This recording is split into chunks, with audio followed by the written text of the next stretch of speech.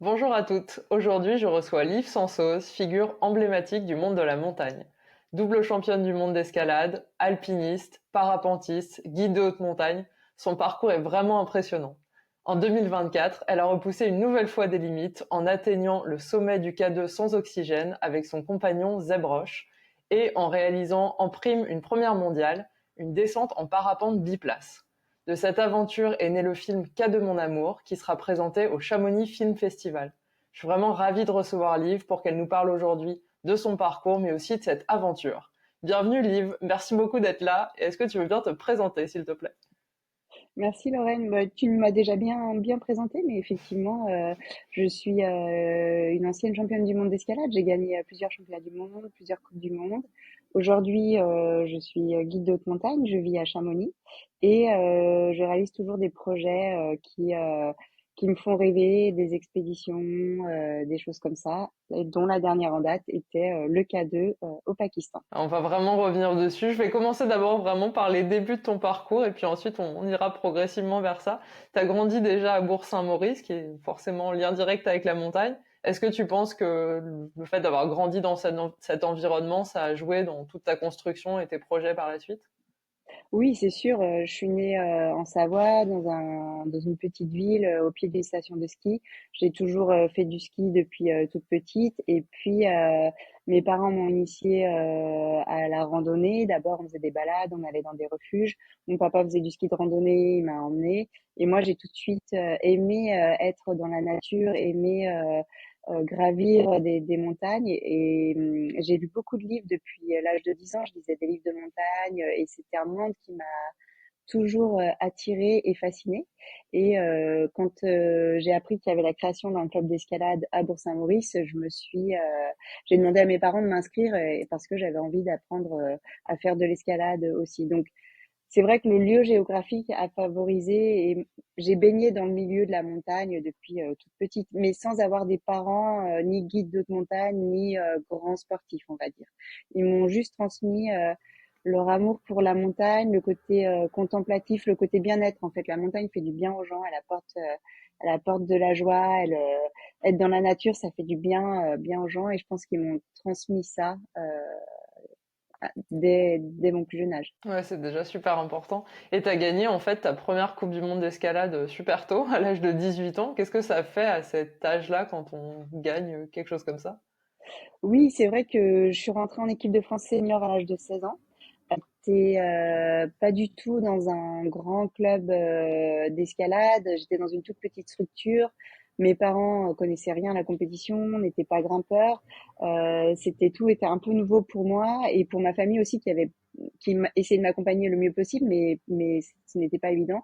Et gagner ma première Coupe du Monde à 18 ans, c'était une énorme surprise, une énorme satisfaction et quelque chose aussi à processer. Enfin, il fallait le digérer, oui, je pense qu'il fallait le processer parce qu'au début, j'arrivais même pas à en parler, à trouver les mots pour expliquer qu'est-ce que je ressentais en fait. C'était tellement des émotions fortes, c'était tellement quelque chose de au-delà de mon imagination que voilà, c'était même difficile des fois de trouver les mots pour dire ce qui m'arrivait et ce que je ressentais. Oui, c'est vrai que c'est pas évident. Et ensuite, en plus, t'as enchaîné quand même beaucoup de victoires. T'as été double championne du monde, t'as gagné plusieurs coupes du monde.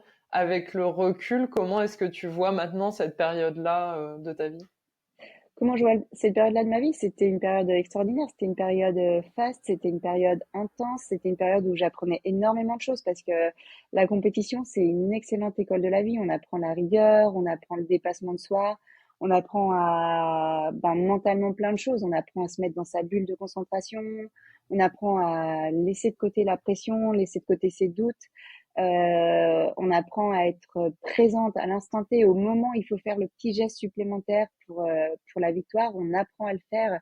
Et tout ça, c'est des choses que la compétition m'a apprises, que j'aurais probablement pas découvert dans d'autres situations, puisqu'une situation de compétition, c'est une situation poussée à l'extrême, en fait. Et quand on se retrouve dans ces situations poussées à l'extrême, c'est là qu'on sort de notre zone de confort et c'est là qu'on apprend énormément de choses. Donc, toutes ces années de compétition m'ont appris sur moi, m'ont appris sur mon mental, m'ont appris à aller chercher des ressources en moi qui étaient insoupçonnées. Et c'est ce qui fait aussi aujourd'hui la personne que je suis. Oui, ça construit, j'imagine. Et t'es aussi devenue la deuxième femme à réaliser un 8C+. Alors, moi, je fais pas vraiment d'escalade, mais j'ai quand même déjà un peu des notions enfin, de l'énorme effort que cela représente. Peut-être que pour nos auditrices, tu peux un peu nous expliquer aussi ce projet et ce que ça représentait? Oui, bien sûr. Alors en escalade, quand on commence à grimper, on commence dans du 5. Si on grimpe un petit peu une fois par semaine, on peut faire du 6. Si on grimpe plusieurs fois par semaine, 2 à 3 fois par semaine, on va faire du 7.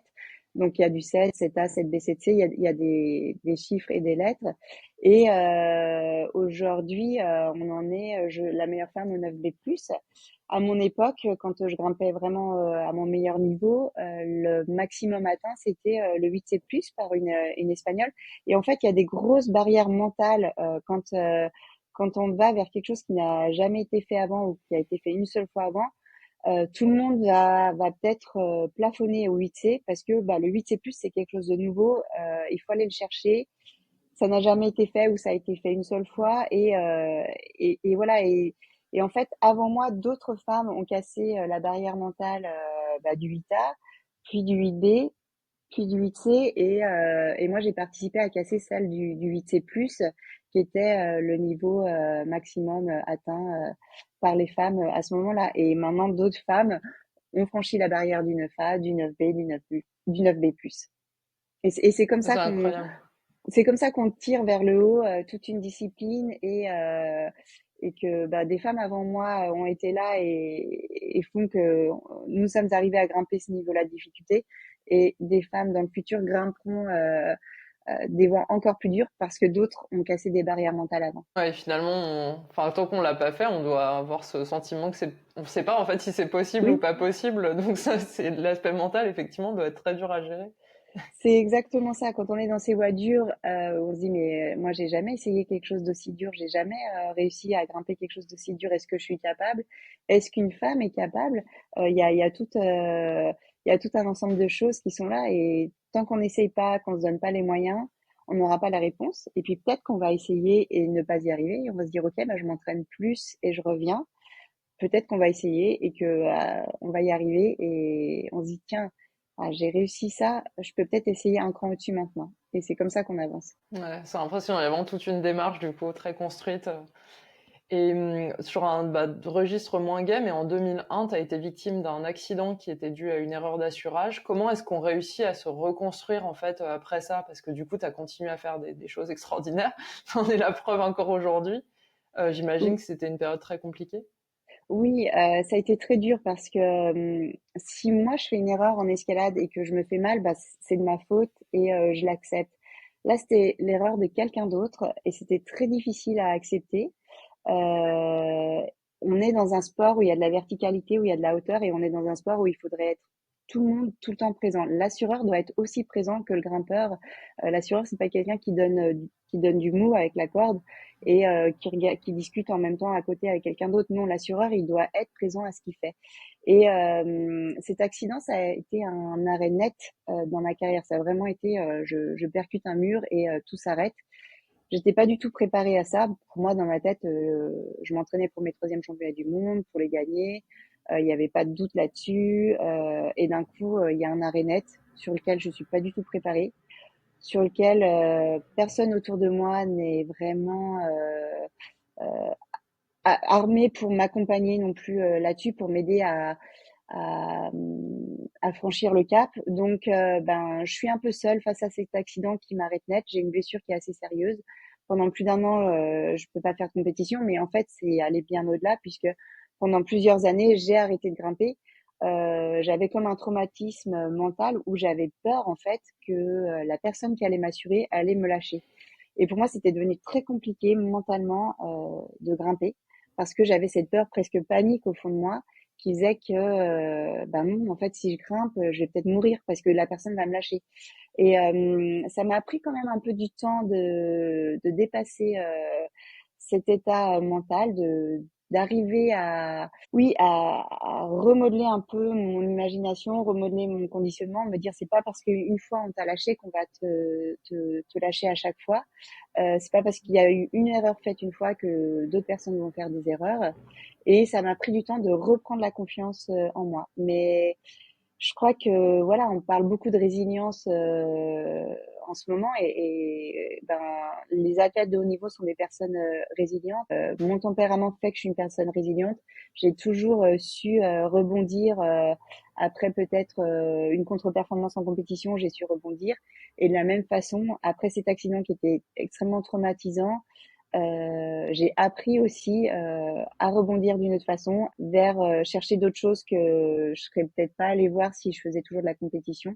Et je pense que voilà, c'est important de, au final, toujours transformer quelque chose qui a été négatif et difficile à vivre sur l'instant, et peut-être pendant un an ou peut-être pendant 18 mois, en quelque chose qui nous sert pour la suite, qui nous sert pour la vie, de le transformer en quelque chose de positif sur lequel on peut s'appuyer et qui nous rend aussi peut-être plus fort ou en tout cas plus outillé mentalement pour d'autres peut-être d'autres difficultés qu'on rencontrera plus tard dans sa vie. Ouais, c'est vrai. Et est-ce que ça a contribué au fait que aussi que tu t'élargisses à d'autres disciplines? Là, tu fais enfin de l'alpinisme, du ski, et du parapente, ou est-ce que ça faisait déjà sa partie en fait de ta vie même quand tu grimpais énormément? Quand j'étais dans le haut niveau, que j'étais en équipe de France, que je faisais les Coupes du Monde, j'avais vraiment beaucoup moins de temps pour faire d'autres sports comme le ski, la montagne, l'alpinisme. Et en plus, surtout, je voulais pas prendre le risque de me blesser.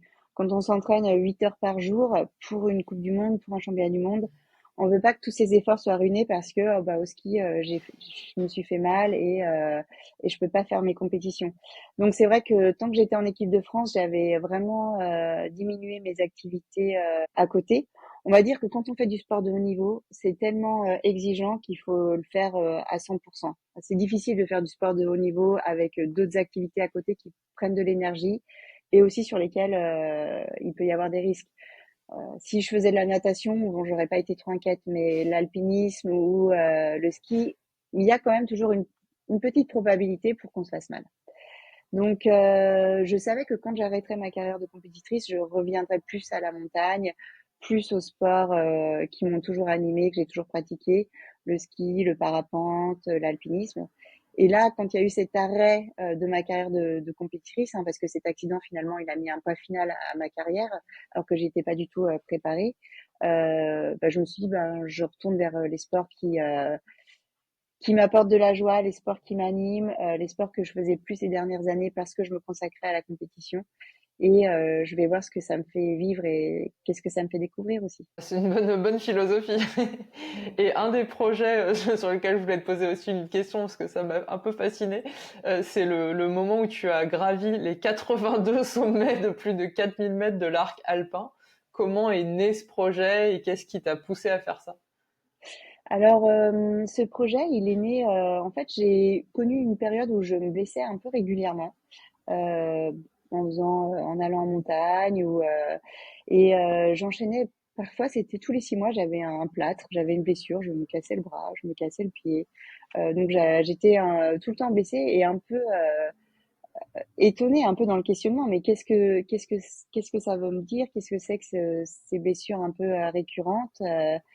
Et je me suis dit, mais en fait, trouve-toi un projet qui t'anime, qui soit un challenge, qui soit pas un projet fou, mais qui soit un beau challenge, qui te corresponde à la femme que tu es aujourd'hui, à la personne que tu es, qui a du sens pour toi. Et je me suis dit, je pars des fois en expédition au Pakistan, je pars en Patagonie, je pars dans les montagnes du Tian Shan pour découvrir des nouveaux endroits, pour gravir des montagnes ou ouvrir des voies d'escalade.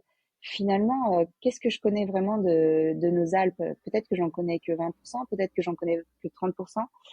Et je me suis retrouvée par hasard sur un 4000 mètres de Suisse qui s'appelle le Finsteraarhorn. Et autour de moi, j'avais 7 autres 4000 mètres dont je ne connaissais pas les noms. Et je me suis dit, mais en fait, c'est fou, il y a ces montagnes qui sont magnifiques. Il y a 82 sommets de plus de 4000 mètres dans les Alpes qui sont répartis entre la France, l'Italie et la Suisse. T'en connais peut-être que 30%. Va, lance-toi dans le challenge de toutes les gravir. Tu vas redécouvrir les Alpes, tu vas apprendre énormément de choses sur les vallées, sur ces montagnes, sur les refuges, sur ces sommets. Tu vas apprendre énormément de choses sur toi et c'est comme ça que l'idée est née en fait. Je pense que voilà, la beauté de se retrouver aussi à 4000 mètres quand on est au-dessus de toutes les autres montagnes, c'est vraiment quelque chose de fort, quoi. La vue, elle est magique. Il y a pas d'autres montagnes au-dessus de nous. On a le ciel, on a le niveau du ciel, et puis on a les autres montagnes en dessous. Et il y avait un côté beauté, il y avait un côté challenge, il y avait un côté qui faisait sens aussi de montrer qu'on pouvait vivre une aventure incroyable à la maison sans avoir à prendre l'avion. Euh, voilà, je pense que tout était un peu réuni. Et ce Ouais, projet effectivement. aussi, pardon, mais ce projet aussi, Vas-y.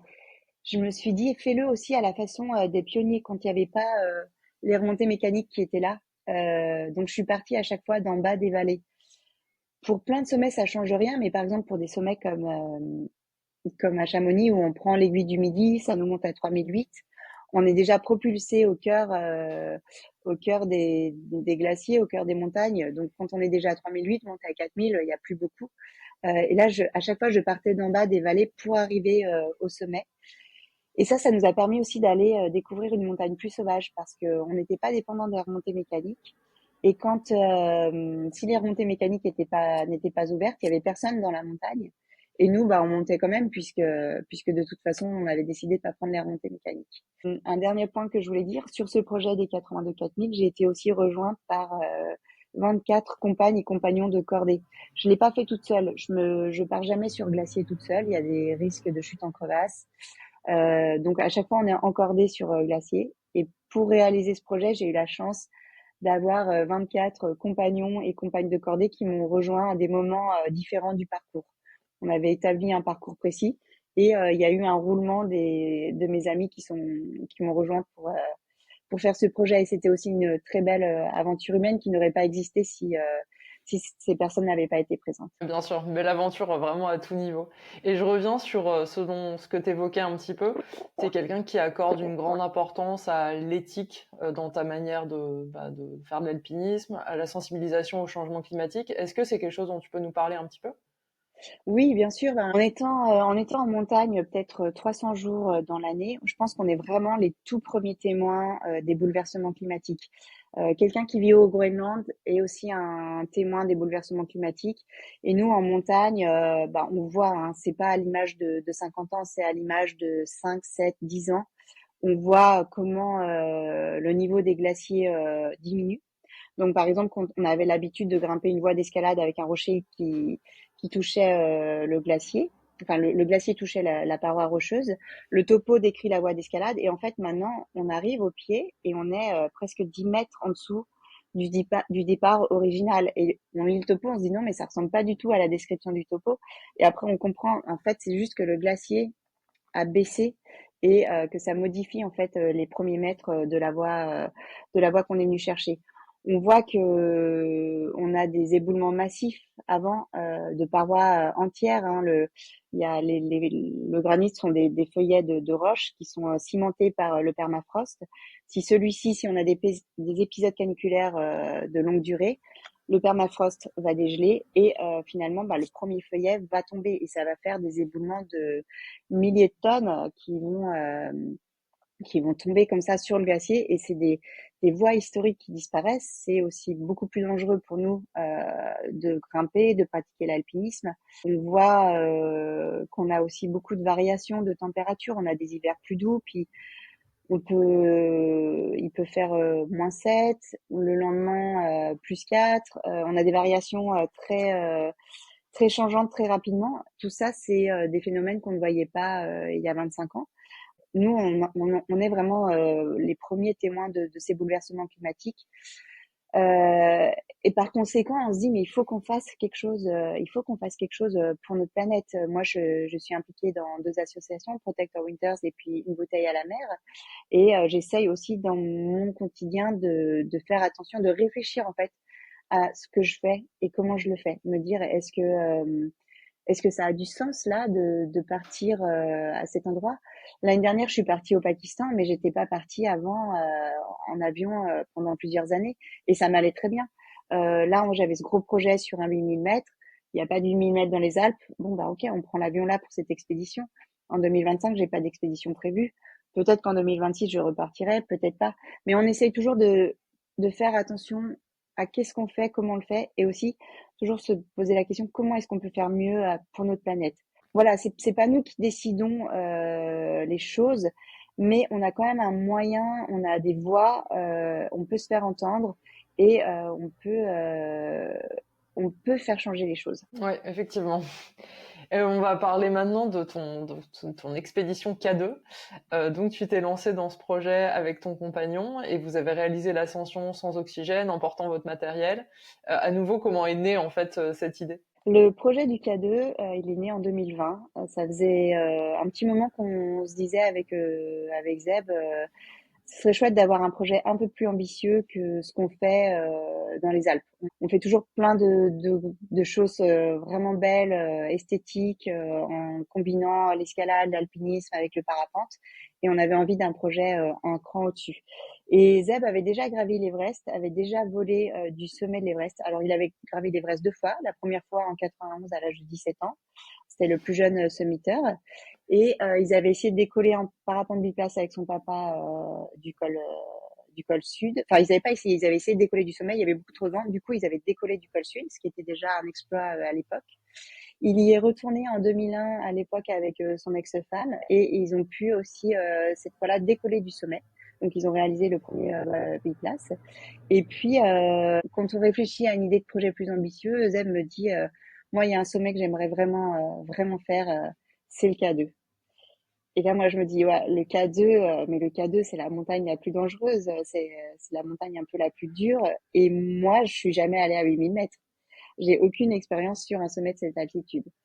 Mais le K2 est une montagne qui m'a toujours fascinée. J'avais lu le livre de Wanda Rukavik quand j'étais adolescente, qui est une alpiniste polonaise qui a fait des choses extraordinaires dans les années 80, qui a disparu en montagne. On ne sait pas exactement, on n'a jamais retrouvé son corps, on ne sait pas exactement qu'est-ce qui s'est passé.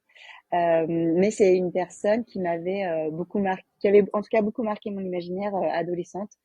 Et quand Zeb me dit le mot K2, enfin le nom de cette montagne, ce mot résonne vraiment en moi. Je me dis, oui, en fait, s'il y a un seul 8 000 à gravir, c'est vraiment le K2 qu'il faut gravir. Donc je me dis, ben là, gros challenge, va falloir se préparer, va falloir s'entraîner comme un athlète. Parce que quand on tente un 8 000 sans oxygène, en fait, je pense que quand les gens sont pas du milieu et ne savent pas trop, ils imaginent que prendre de l'oxygène, ça change pas vraiment pour aller sur un 8 000 mètres. Et en fait, ce qu'il faut vraiment dire, c'est que la différence, c'est incomparable. La différence, elle est énorme. Euh, on n'est pas là pour juger les gens. Ah, vous faites le sommet avec oxygène, nous on le fait sans oxygène. On est juste sur deux choses complètement différentes. Et moi, je comprends tout à fait ces personnes qui veulent faire l'Everest aujourd'hui, qui prennent de l'oxygène. Elles ont un mois consacré à cette montagne. Elles peuvent pas s'entraîner à côté comme il faudrait. Gravir un 8 000 mètres haut, hein, j'entends un 8 000, 8 100 sans oxygène, c'est dur, mais c'est pas aussi dur qu'un 8 000, un 8 400, un 8 500, un 8 600 ou à l'Everest qui est presque un 8 900 au final. Et pour ça, il faut s'entraîner comme un athlète de haut niveau. En fait, on ne peut pas envisager ces montagnes sans un entraînement de haut vol. Parce que au-dessus de 8 000 mètres, on est dans la zone de la mort et sans oxygène, il faut essayer d'aller le plus vite possible. Et le plus vite possible, c'est extrêmement lent en fait. Notre corps n'est plus oxygéné, notre cerveau n'est plus correctement oxygéné. C'est pas qu'il est plus oxygéné, mais on a 30% de l'oxygène qui alimente nos muscles, 30% de l'oxygène qui alimente notre cerveau. Et c'est pour ça qu'il y a au final très très peu de gens qui essayent des 8 000 mètres sans oxygène. Donc nous, on a un défi. On va sur la montagne qui est un des 8 000 mètres les plus techniques par la voie normale, qui a une renommée qui fait un peu peur parce que jusqu'à il y a quelques années, un quart des personnes qui gravissaient le K2 ne redescendaient pas vivantes. Donc le pourcentage était quand même vraiment euh, dramatique en fait. C'est en train d'évoluer avec de plus en plus d'expéditions commerciales qui sécurisent plus la montagne. Donc on n'est plus maintenant à 25% des personnes qui grimpent le K2 qui ne redescendent pas vivantes. Mais voilà, là quand même cette aura de montagne dangereuse. On part sur un 8 000 sans oxygène, on veut porter notre matériel, on veut porter notre biplace et on veut essayer de faire une première en décollant du sommet du K2. Ça fait beaucoup d'inconnus.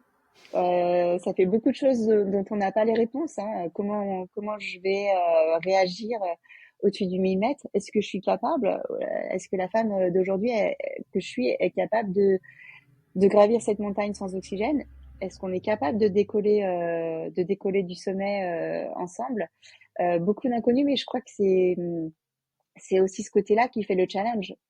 J'ai pas les réponses, je sais pas où on va, et on va aborder étape par étape. On va prendre une étape après l'autre et on va faire le mieux possible pour rester en sécurité. C'est comme ça Ouais, qu'on c'est fait en une fait. très belle démarche. C'est comme ça qu'on fait dans notre métier de guide. Quand on va sur un sommet, ben on prend étape par étape avec les gens qu'on emmène. On est toujours à l'écoute d'eux. Est-ce qu'ils sentent bien? On n'est pas à l'abri qu'on nous dise, bah là, j'ai vraiment très mal à la tête, donc on prend la décision de redescendre. Et on avance étape par étape. Tant que tout va bien, ben on continue d'avancer. Si il y a un risque ou quelque chose qui nous semble mettre la personne en danger, on étudie la situation très rapidement en se disant, OK, qu'est-ce que je peux faire pour qu'on soit pas en danger? Comment est la personne que j'emmène? Et c'est comme ça en fait qu'on arrive à emmener les personnes au sommet pour réaliser leurs rêves en sécurité et de les ramener en bas à leur famille. Et nous, on a procédé pareil sur le cadeau. Et comment on fait alors pour se préparer? Parce que là, vous étiez en France, du coup, pour vous préparer, comment on se prépare à aller à ces altitudes-là et du coup avoir la préparation physique nécessaire? Est-ce qu'il y a des choses à faire pour essayer de se préparer au manque d'oxygène quelque part? Enfin, comment est-ce que tu as fait Alors, en fait? Enfin, vous avez se fait. préparer au manque d'oxygène sur un sommet de 8 mètres, c'est quand même assez compliqué. Mais moi, j'ai pris un coach. J'ai pris un coach sportif. Je me suis dit, bon, je sais m'entraîner dur parce que je l'ai fait quand je faisais de la compétition d'escalade. Par contre, je sais pas m'entraîner en endurance. C'est pas ma fibre, c'est pas mon sport de prédilection. Donc, j'ai pris un coach qui avait l'habitude d'entraîner des personnes qui allaient sur des 8000 mètres. Et j'ai fait énormément. J'ai construit une grosse base de volume avec énormément de dénivelé positif, avec des longues journées, des longues sorties de 7 heures, de 10 heures en montagne. Et par-dessus cette grosse base d'endurance, on a rajouté de la vitesse. J'ai fait des intervalles training, chose que j'avais jamais eu à faire avant dans ma vie. C'est hyper dur en fait. C'était voilà, de faire du sprint dans une montée avec des crampons à cracher du sang. J'avais jamais vécu ça en fait avant et c'était vraiment dur. Même des fois, les séances, je les redoutais. J'étais oh là là, demain j'ai une séance d'intervalle, ça va être dur.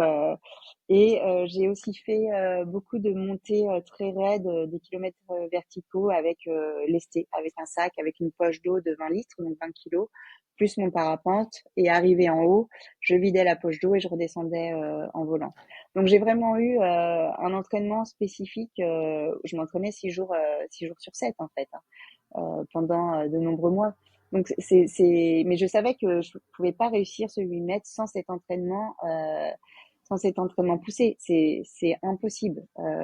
Nos corps sont tellement mis sur au-delà de, oui, je pense au-delà de 8004 sans oxygène, on touche vraiment les limites de l'humain en fait. Donc il faut être hyper entraîné pour arriver à continuer à avancer. Et pour te donner un exemple, et pour donner un exemple aux personnes qui nous écoutent, les 150 derniers mètres de dénivelé, ils nous ont pris 3 heures d'ascension pour gravir 150 mètres. On montait à 50 mètres heure, ce qui était pas, moi j'avais pas imaginé qu'on pourrait être aussi lent. Et en fait, nos corps sont tellement en hypoxie, enfin les muscles, lever la jambe devient hyper dur, chaque pas devient hyper dur. Je dis ça, je me dis, les gens doivent peut-être se demander, mais pourquoi vous le faites? Ça a l'air d'être que de la souffrance. En fait, c'est pas tellement de la souffrance parce qu'il n'y a pas de douleur. C'est juste que on n'y arrive plus, quoi. C'est difficile de mettre un pied devant l'autre. C'est difficile d'avancer. On marche de 10 pas, on s'arrête 5 minutes. On remarche de 10 pas, on s'arrête 5 minutes. Mais il n'y a pas de douleur, il n'y a pas de souffrance. C'est juste que c'est dur et que mentalement, il faut pas lâcher. Ah, ça doit être extrêmement étrange en fait comme sensation. T'es genre super ralenti quoi. C'est exactement ça. Il y a pas de douleur, mais on est ralenti comme On pouvait même pas imaginer, on n'avait pas idée en fait quand on préparait ça depuis la maison à Chamonix, on pouvait pas imaginer qu'on soit ralenti à ce point-là. Et pour donner un exemple concret, on monte régulièrement au sommet du Mont Blanc, c'est à 4 800 mètres, presque 5 000 mètres. On décolle régulièrement du sommet. Quand on arrive au sommet, en gros, en 5 minutes, on a enfilé la sellette de parapente, on a étalé la voile. C'est bon, t'es prêt? Ouais, bon. Et on décolle. Ça nous prend 5 à 7 minutes. Au sommet du K2, ça nous a pris 45 minutes parce que enfiler une sellette, vérifier qu'on l'a bien mise, parce que là on vérifie plusieurs fois, on sent qu'on est conscient, mais quand même pas, on n'a pas toute notre lucidité. Donc on vérifie bien les attaches, tout ça. Étaler la voile. On faisait 3 pas, on s'arrêtait. On continuait d'étaler la voile, on faisait 3 pas, on s'arrêtait. Étaler la voile, vérifier les suspentes, s'accrocher et décoller. Ça nous a pris un effort surhumain en fait. Et on se rend pas compte parce que oui, parce qu'il faut presque monter là-haut pour le vivre, mais on n'est pas dans la douleur, on est juste au ralenti avec notre cerveau qui fonctionne, mais pas non plus à 100%, et avec notre corps qui est extrêmement lent à se mouvoir. Ouais, c'est vraiment impressionnant. Effectivement, je pense que c'est très dur à imaginer. Enfin, déjà, quand on a été juste un petit peu des altitudes, on n'a pas l'habitude d'aller. Je trouve que juste en y allant, tu vois, comme ça, on sent que déjà qu'on est un peu mou, quoi. Donc j'imagine cet effet-là complètement décuplé, ça doit être incroyable, quoi. Et du coup, d'arriver à quand même être lucide, parce que c'est aussi ça, quoi. Faut arriver à vraiment être lucide pour faire toutes les étapes dans l'ordre. C'est un sacré challenge, quoi. C'est exactement ça. Mentalement, on a répété plein de fois ce qui allait se passer au sommet. Et on avait imaginé que le vent serait hyper fort parce que sur ces 8 mètres, il y a souvent beaucoup de vent. On s'était fait des scénarios, ok, on sera assis dans la neige tous les deux, Zeb va gonfler la voile, on va se faire arracher par le vent. Et en fait, on arrive ce jour-là au sommet du K2, il n'y a pas du tout de vent. Et on se regarde et on se dit, oh, il va falloir courir. Il va falloir courir pour donner de la vitesse à la voile pour qu'elle gonfle. Et c'était le dernier des scénarios. On n'avait pas du tout imaginé que ça se passerait comme ça, en fait. Et c'est ça qui fait toute la beauté de ce qu'on fait, c'est que c'est plein d'inconnus, c'est un challenge, on a une expérience, on a des compétences, et en fait, il va falloir ouvrir le bon tiroir pour pouvoir répondre à la situation dans laquelle on est. Et là, voilà, on était dans une situation qu'on n'avait pas imaginé une seule seconde, celle où il n'y avait pas du tout de vent. Voilà, C'est l'option le- Z. On s'était dit, bon, on espère qu'il n'y aura pas trop de vent, qu'on pourra décoller. On s'était dit, ça va être fort, ça va nous arracher. On l'avait répété mentalement, et en fait, c'est pas ce scénario-là qui s'est produit. C'était celui de, on va devoir courir, accrocher les deux, avec la fatigue d'une ascension de 14 heures, avec des crampons aux pieds où il faut pas qu'on s'accroche les crampons, avec un précipice de 3 000 mètres, il faut pas qu'on tombe, faut pas que quelque chose se passe avant que on soit sous la voile. Donc, il fallait tout faire juste et être bien présent dans l'action. Effectivement. Et l'ascension, est-ce que ça s'est bien passé? Enfin, ça s'est bien passé parce que vous l'avez faite et que vous êtes redescendu. Mais je veux dire, est-ce que tu l'as bien vécu? Donc évidemment avec cet aspect donc très ralenti et très difficile, hein. Mais est-ce que ça s'est quand même passé, disons un peu tel que prévu? Alors, notre ascension, elle s'est déroulée sur 3 jours. Quand on part sur un 8 000 mètres sans oxygène, on part pour à peu près 2 mois parce qu'il faut faire des rotations d'acclimatation. Il faut habituer progressivement son corps à l'altitude. Quand on est arrivé au camp de base, au bout d'une semaine, donc le camp de base, il se trouve à 100 km du dernier village, et c'est 100 km de glacier. Pendant une semaine, enfin, on a mis 5 jours. Pendant 5 jours, on remonte un glacier sur 100 km, et enfin, on arrive au pied de la montagne et on pose notre camp de base. Ce camp de base, il se trouve à 5000 mètres d'altitude. Donc déjà, on va vivre à 5000 mètres d'altitude. Et déjà ça, en fait, le premier jour, c'est dur. Les 2, 3 premiers jours, c'est dur parce que tout notre corps doit s'adapter à cette altitude-là. Le système digestif doit s'adapter, le souffle, le sommeil, voilà, il y a plein de choses qui doivent s'adapter. Et en fait, à partir de 5000 mètres, on va faire à partir de 5000 mètres, on va faire des paliers de 500 mètres. Donc, on va monter le premier jour à 5005, on va redescendre. On se repose. On va remonter à 5005, on va dormir à 5005, on va monter à 6000. On va se reposer, enfin, on va redescendre, on va se reposer. Et ainsi de suite. On va faire des paliers comme ça, de 500 mètres par 500 mètres, où on va passer les nuits toujours un peu plus haut pour habituer en fait progressivement notre corps au manque d'oxygène et l'habituer à produire plus de globules rouges et à s'acclimater. Et ça, c'est une période qui va prendre entre 3 à 4 semaines selon la météo, parce qu'il y a des moments où on peut pas aller sur la montagne comme on veut, puisqu'il fait mauvais, parce qu'il a neigé, parce que la montagne elle est avalancheuse, parce que il y a du vent, que c'est la tempête et qu'on peut pas aller sur cette montagne. Donc il y a plein de moments pendant qu'on est en expédition où on est aussi cloué au camp de base parce qu'il fait mauvais. Quand on a fini cette période d'acclimatation, ben, on attend ensuite la fenêtre météo pour pouvoir faire le sommet. Et là, on a cette fenêtre météo de 3 jours avec le dernier jour vraiment une journée annoncée avec pas beaucoup de vent. Donc on part du camp de base le vendredi et on monte directement à notre camp 2 où on a déjà monté notre tente, où il y a déjà notre duvet, où il y a déjà notre parapente biplace. On a monté tout ce matériel au fur et à mesure des rotations d'acclimatation. Notre camp 2, il est à 6000, il est à 6006. Donc on a eu l'habitude après 3 semaines de partir de 5000 pour monter directement à 6006 parce que notre corps, là, il est acclimaté et qu'on peut le faire. On passe la nuit au camp 2, on n'a pas du tout mal à la tête, on est bien. Le lendemain, on part du camp 2 pour monter au camp 3 à 7360 mètres. Et là, par contre, on n'a pas pu monter avant au camp 3, donc on n'a pas monté notre matériel. Donc on part très chargé à 6006, depuis 6006 pour monter à 7003. Et en fait, on est tellement chargé avec notre biplace, notre matelas et notre tente qu'on peut pas prendre nos duvets, par exemple. On ne prend pas les sacs de couchage. Et on se dit, bon, bah, c'est pas grave, on dormira dans nos tenues en duvet qui sont prévues pour du moins 35.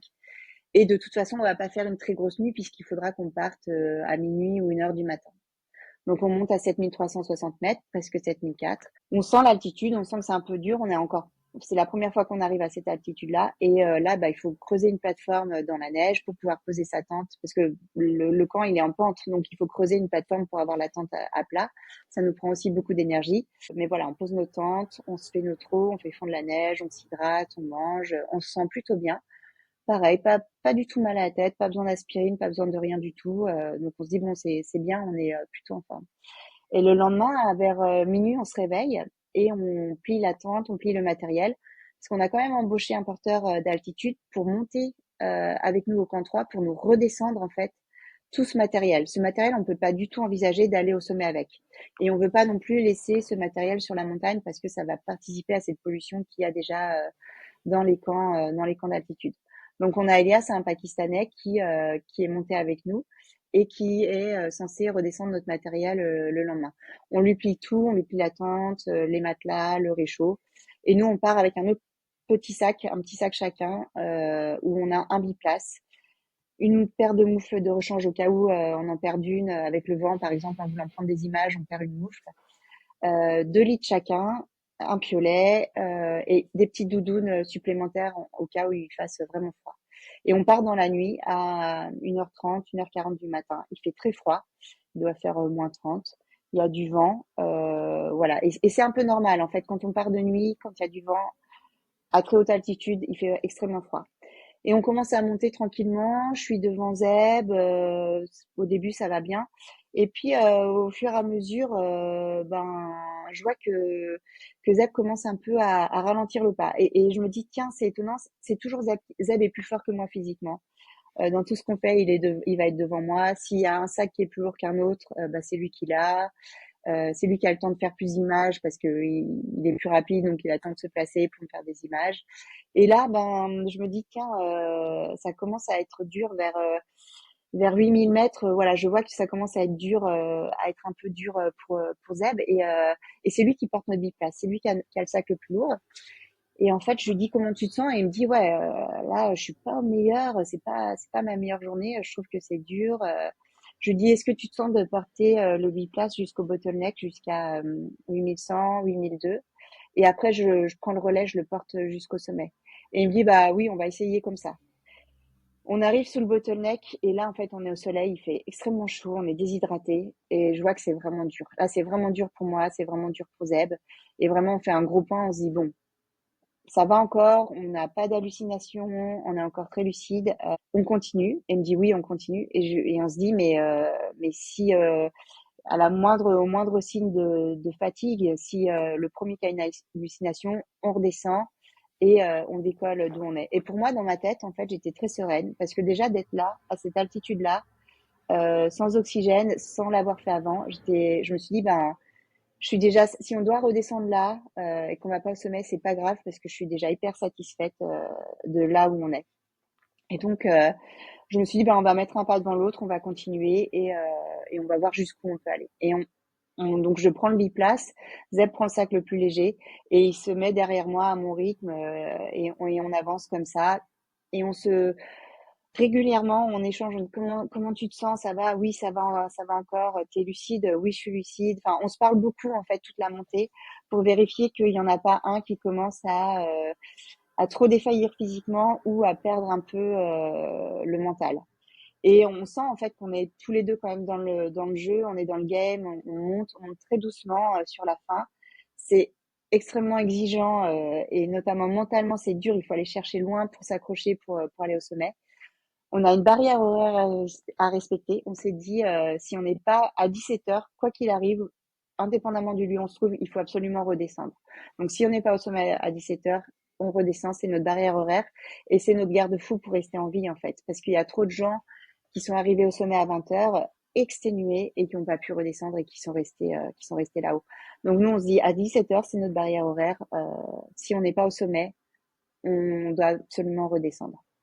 Donc on a cette barrière horaire, on avance, on voit qu'on avance doucement, mais on avance, on y croit et finalement on arrive au sommet. Donc ça a été une montée qui était quand même pleine de doutes, mais aussi qui a avancé. Encore une fois, on était dans l'action, un pied devant l'autre. On se préoccupe pas du reste, on s'inquiète pas du reste. Tout ce qu'on a à faire, c'est avancer et essayer de garder le rythme. C'est intéressant aussi de voir que vous prenez d'avance en fait des décisions qui du coup sont rationnelles et qui vous permettent de vous sauver en fait au cas où bah, finalement vous n'arrivez pas vraiment à suivre. Mais si vous les aviez pas prises en avance, peut-être qu'effectivement certaines personnes se font avoir quoi parce qu'elles se disent ah, encore un petit peu, encore un petit peu. Vous décidez en fait en avance. Bah, à telle heure, de toute façon, si on n'y est pas, voilà, c'est stop. Si on a des hallucinations, c'est stop. C'est intéressant de voir que vous prenez en fait toutes ces dispositions pour survivre en fait, mais qu'elles sont prises en amont au moment où vous êtes lucide, quoi.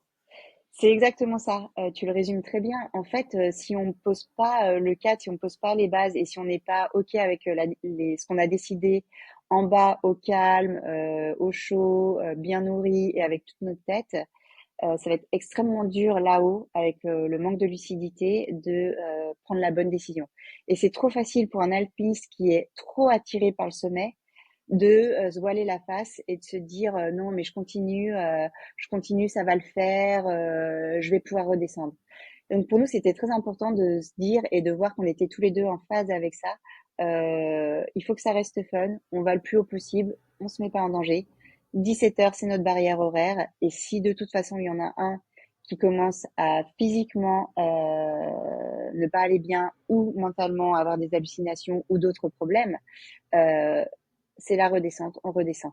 Et aussi, ça me fait rebondir un peu sur pourquoi le choix du biplace, pourquoi est-ce que vous n'avez pas pris chacun un parapente. Et en fait, le choix du biplace nous permettait de rester tout le temps ensemble.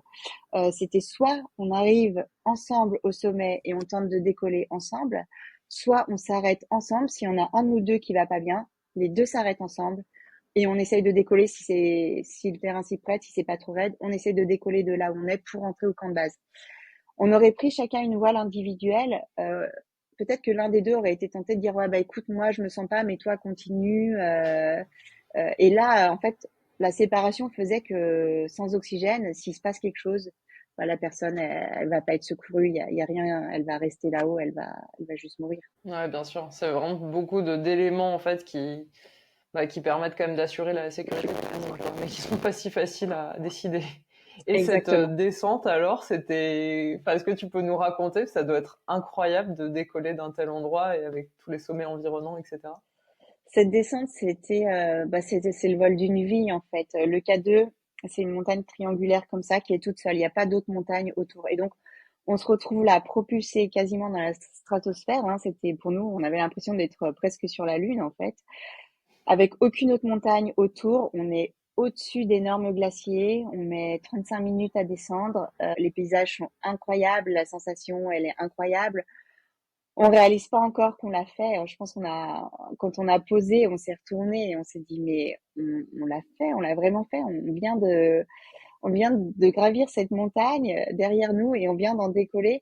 C'était vraiment des émotions hyper fortes et incroyables, difficiles à réaliser, quoi. On n'en revenait pas. On a mis vraiment beaucoup de temps à réaliser. Et le vol, c'est un vol magique. Il faut voir les images pour se rendre compte de la hauteur, pour se rendre compte de où on est, de ce qu'on vit. Ouais, c'est le vol d'une vie, c'est sûr. Ah, ça doit être vraiment magique. Bah justement, on peut voir des images que vous avez réalisé un film que vous allez présenter pour la première fois là, le 14 juin au Chamonix Film Festival. Qu'est-ce que ça représentait pour vous de partager ça avec le grand public? Parce que du coup, on a partagé votre expérience. On aura la chance de vivre un petit peu, alors évidemment pas vivre, mais quand même de voir tout l'environnement dans lequel vous avez évolué, votre aventure. Oui, avant de partir, on s'est dit on va essayer de documenter, cette aventure, qu'on arrive au sommet de la montagne et qu'on réussisse à décoller ou pas. Il y a toujours plein de choses à vivre, à partager. Et donc, avait déjà décidé de s'associer avec un réalisateur, Mathieu Rivoire, qui nous a un peu briefé sur certaines prises de vue, sur certaines choses à ne pas oublier de filmer. Et puis nous, après, sur le terrain, on a filmé le mieux possible à chaque fois qu'on pouvait. On n'avait pas des expés sur des nuits sont des expés qui coûtent extrêmement cher et on n'avait pas de budget pour avoir un caméraman en plus avec nous. Donc on a fait toutes les images nous-mêmes. C'est vrai que quand on est déjà au-dessus du 1000 mètres, que c'est dur et qu'il faut se dire allez, il faut sortir la caméra, c'est un petit effort supplémentaire, mais en vrai, on est très fiers d'avoir réussi à le faire. Et on ramène de très belles images.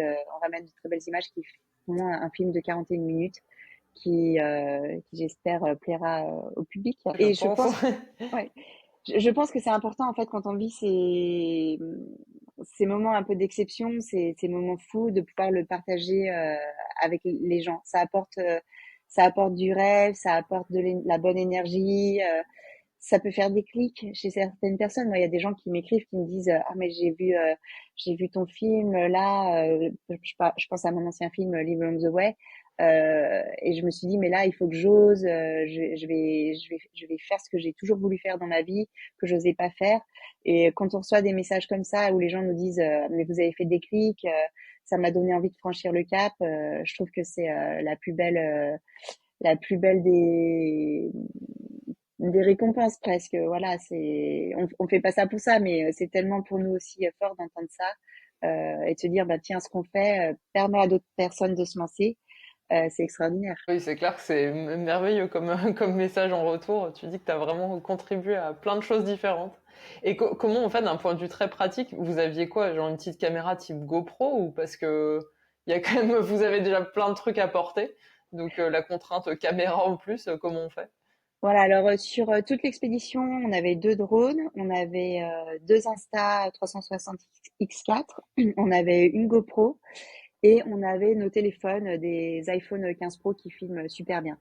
Et juste le jour du sommet, on est parti le plus léger possible. On a fait plein de beaux plans avec le drone à chaque fois qu'on montait s'acclimater. Le jour du sommet, on savait qu'on laisserait le drone.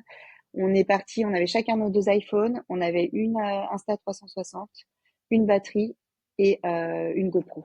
Il fallait qu'on soit le plus léger possible, donc on a vraiment minimalisé le matériel vidéo et c'est comme ça qu'on a fonctionné. Ouais, ça paraît logique. C'est déjà pas mal d'ailleurs d'avoir tout ça. Parce que Oui, chaque oui, gramme en plus, je pense, on le sent quand même passer. Donc exactement. En fait, il faut vraiment, à très haute altitude, le poids, c'est l'ennemi numéro un. Il faut vraiment tout calculer, tout optimiser pour rester sécu, mais pour être le plus léger possible. Et toi, t'étais en fait en réalisant cette ascension, tu étais la deuxième française à réussir à gravir le K2 sans oxygène, si je me trompe pas. Qu'est-ce que Oui, ça représente pour toi? en fait, j'avais pas trop réfléchi combien de femmes avaient gravi le K2 sans oxygène, combien de femmes françaises l'avaient gravi. C'est vrai que bah Je savais que Chantal Maudul avait gravi, je savais que Liliane Barral avait gravi, mais malheureusement était décédée lors de la descente. Alison Hurtgrave, une Anglaise qui a fait beaucoup d'alpinisme, pareil, qui est décédée lors de la descente. C'est quand on est arrivé en bas où il y a des gens qui m'ont dit, mais tu sais qu'il n'y a pas beaucoup de femmes qui vont gravir sans oxygène. Et je me suis dit, ah bon? Et c'est vrai qu'en fait, gravir le K2 sans oxygène, ça reste quelque chose d'assez exceptionnel, puisqu'on est, au jour d'aujourd'hui, on n'est pas 10 femmes à l'avoir fait. Peut-être que là, dans l'été 2025, il y aura d'autres femmes qui vont gravir sans oxygène, mais je crois que je suis la 8e ou la 9e femme à gravir ce sommet sans oxygène. Pour dire, on est vraiment un tout petit nombre de femmes à avoir réussi à atteindre ce sommet sans aide d'oxygène supplémentaire. C'est Voilà. vraiment c'est impressionnant. Ça permet aussi quand même de se rendre compte quand on est un peu extérieur, tu vois, à ce milieu enfin, de l'ampleur de la performance, quoi. C'est quand même vraiment, vraiment incroyable. Et bah, pour terminer, Liv, quels sont tes prochains projets? Parce que tu as toujours plein de projets, donc j'imagine qu'il y en a d'autres à venir. Oui, c'est sûr que réaliser ce qu'il y a deux dans ces conditions-là, ça nous a. Enfin, moi, j'ai regardé Zeb, j'ai dit, mais moi, je veux en gravir d'autres. Les émotions, elles sont folles. Le paysage, la vue, tout ce qu'on a vécu, c'était tellement incroyable, tellement beau. Bien sûr, c'était dur. Bien sûr, ça a demandé énormément d'efforts, de préparation. Mais finalement, en fait, notre mémoire, elle garde que le plus beau. Et pour moi, c'était tellement ouais, tellement d'émotions positives que je me suis dit, ah, moi j'ai envie de repartir sur un autre 8000 pour faire peut-être différemment, pour peut-être skier, pour faire autre chose. En 2025, on va pas repartir parce que on a d'autres projets personnels, mais on va travailler pour trouver du budget. Pour pouvoir repartir en 2026. Et je crois que moi et Zeb, on a bien envie de repartir au Pakistan, 2 autres 8000 qu'on va essayer de probablement combiner avec le parapente, essayer de faire les 2 8000 dans la même journée en décollant d'un sommet pour poser sur l'autre. On va voir si tout ça peut se mettre en place. Mais on est encore très motivé pour se préparer, pour se lancer un nouveau défi, un nouveau challenge avec de l'inconnu, tout en restant dans ce qui nous paraît suffisamment sécu. Bah, incroyable, ce sera chouette à suivre pour nous aussi alors. Et j'ai une petite question traditionnelle pour la fin. Est-ce que tu aurais un message à transmettre, tu vois, à des femmes qui rêvent d'aventure et de montagne? Oui, bien sûr. Je pense que ben, toute femme qui rêve, qui a un projet, qui rêve d'aventure, qui rêve de montagne, bah, il faut oser y aller. Il faut vous préparer. Il faut croire en vous, en fait. Une femme, elle peut tout faire. Elle est capable de tout faire. Donc elle peut s'autoriser tous les rêves parce qu'elle est capable de tous les réaliser. Je crois qu'il faut vraiment bien préparer les choses et voilà, préparer en amont les choses, être prête, croire en soi et se lancer. Il y aura plein d'inconnus, il y aura plein de difficultés en chemin, il y aura plein de moments incroyables, mais une femme, elle a toutes les capacités, toutes les compétences pour mener à bien ses projets et il faut vraiment se lancer, il faut vraiment y aller, il faut vraiment croire en soi. Ah, c'est un beau message pour terminer. Merci beaucoup, Liv. Franchement, ce partage, c'était vraiment chouette d'écouter ton récit. Et j'ai très hâte de voir le film, du coup, qui sortira donc bientôt, à voir au Voilà. Chamonix Film Festival. Cadeau mon amour. Et ben, un grand merci. Et puis, bah, plein de bonnes choses pour la suite, pour vos prochains projets. Merci à toi, Lorraine. À bientôt. À bientôt.